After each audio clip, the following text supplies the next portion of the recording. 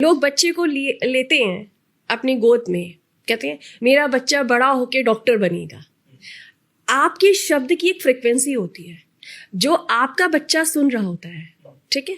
आप उसके आसपास क्या बात कर रहे हैं ये वो बहुत ग्रेजुअली ही नहीं, बहुत फास्टर वे में रिसीव करता है।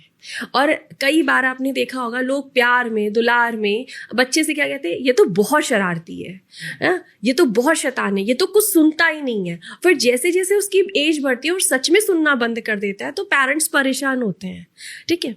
इसको कहते हैं विस्पर टेक्निक। हम बच्चों को ठीक करने के लिए विस्पर टेक्निक का यूज करते हैं।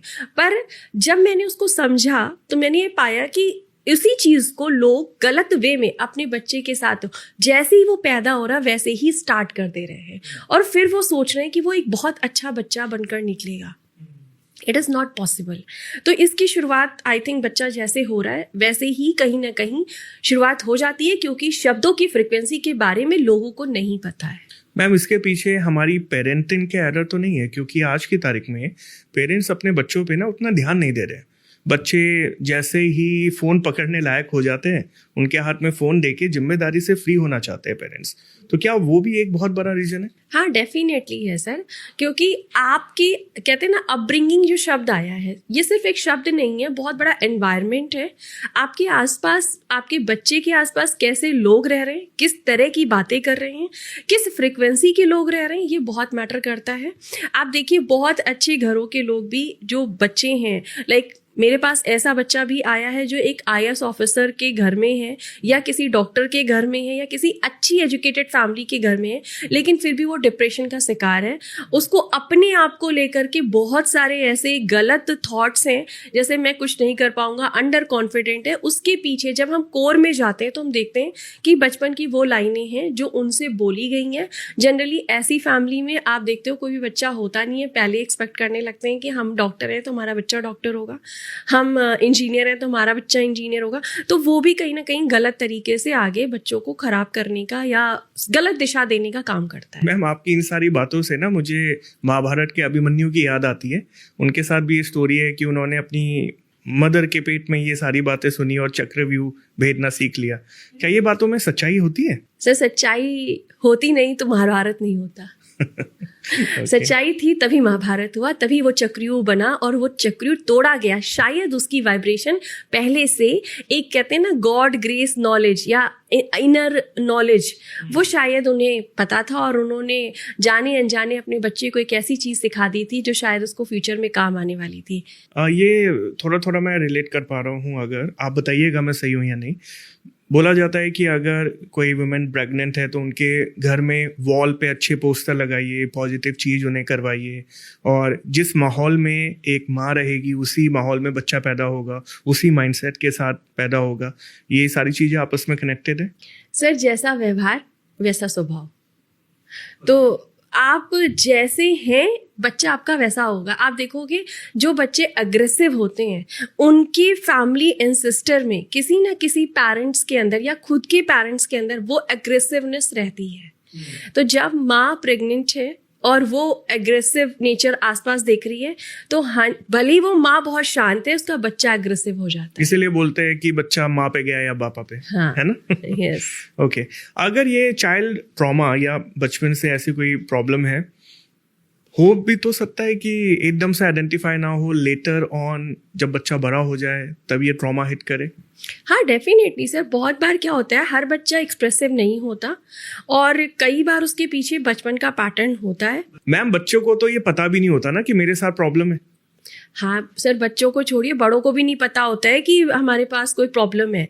कई बार वो लोग कहते हैं ना इमोशनल इंटेलिजेंसी पे लोग ध्यान देना ज़रूरी नहीं समझते हैं, ठीक है। लोग हमेशा IQ बढ़ाने की बात करते हैं, EQ बढ़ाने की बात कोई नहीं कर रहा है, ठीक है। इमोशनल कितना इम्पोर्टेंट है जो कि आपके फिजिक्स, आपके जो आपकी लाइफ है उसको डिज़ाइन करने का काम करता है।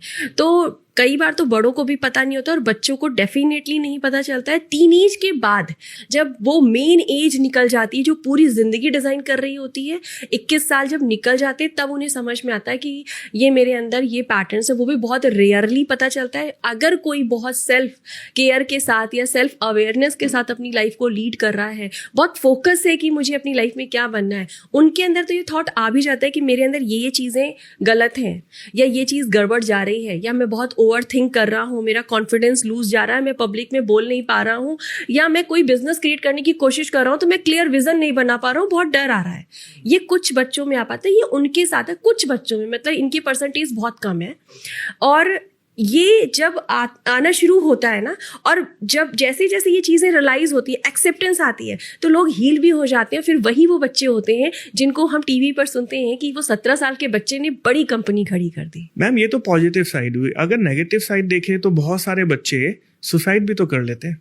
ऐसे बहुत सारे बच्चे हैं जिन्हें जवानी में आके कोई ऐसी बात हिट कर गई, चाहे वो उनके ब्रेकअप हो, चाहे उनकी माता या पिता द्वारा बोली गई कोई बात है या रिलेटिव के द्वारा बोली गई बात है, दिमाग में अटक गई और बच्चे ने कोई गलत कदम ले लिया। अब ऐसे में माता पिता क्या करें?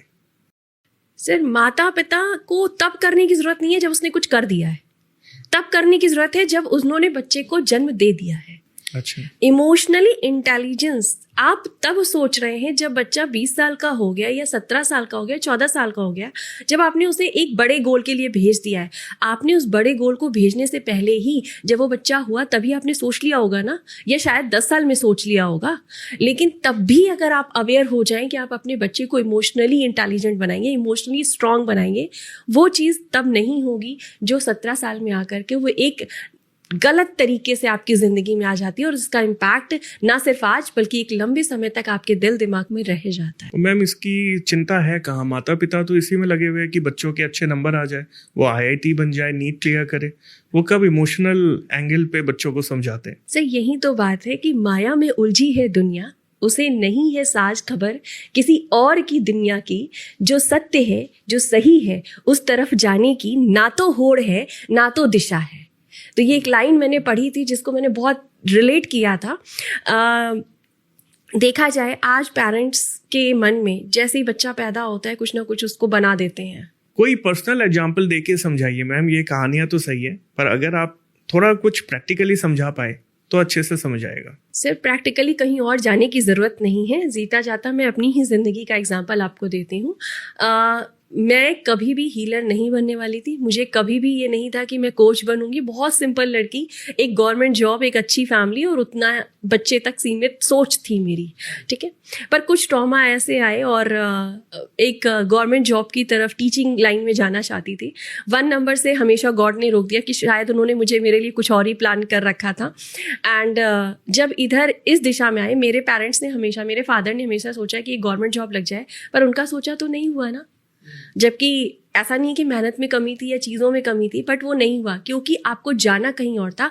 हर एक सोल अपने लिए एक पर्पस लेकर आई है।